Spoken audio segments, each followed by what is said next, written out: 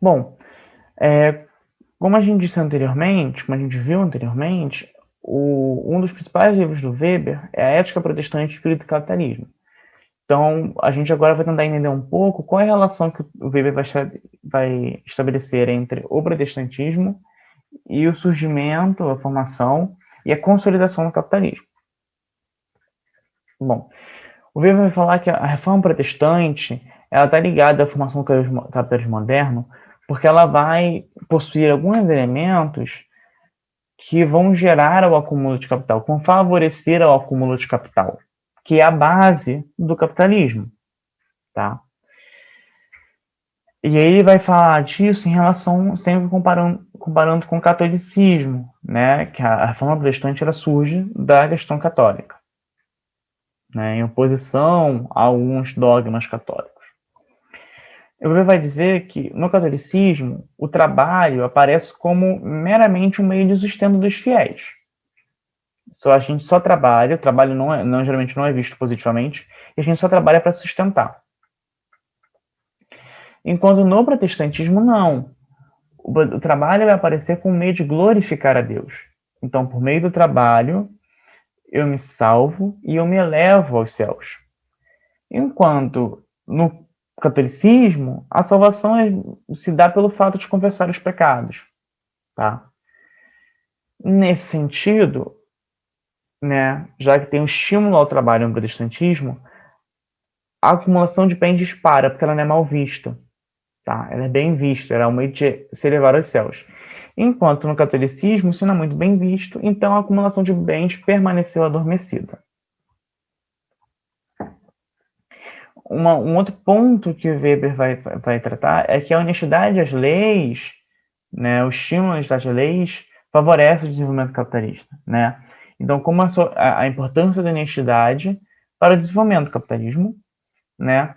E ele vai falar que os lugares que têm um desenvolvimento burguês e que não tem um alto desenvolvimento burguês e capitalista pelos padrões ocidentais, né, então que são atrasados, entre aspas, se tem uma pouca preocupação em ganhar dinheiro do modo honesto as leis vigentes. Então, uma questão racional legal, tá?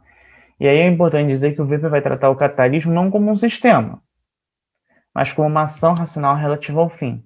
E o fim do capitalismo é a maximização constante do lucro. Então, é sempre conseguir mais lucro.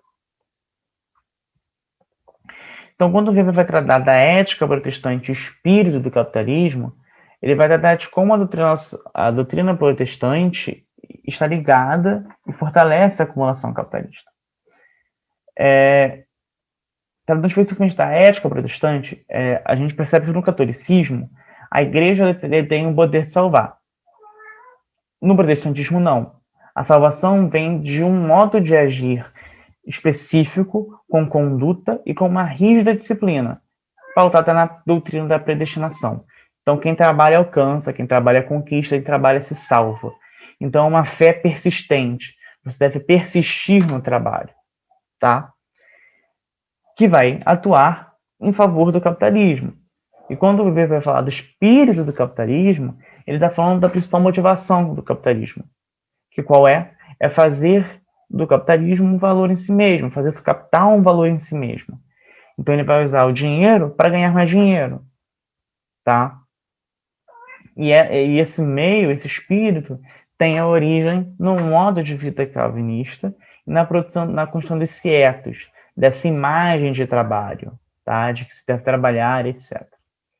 Então, é bom que a gente entender nas sociologia do Weber, na sociologia compreensiva, é a busca pela motivação, né? Então, a ação, por exemplo, racional afim, uma ação que tem motivação na tradição, na afetividade, né? E isso vai estar, por exemplo, na área do capitalismo, que a motivação é uma ação racional motivada a um fim que é o lucro. E como que a ética protestante, a questão religiosa, vai estar atuando junto, vai estar fortalecendo todo esse sistema, né?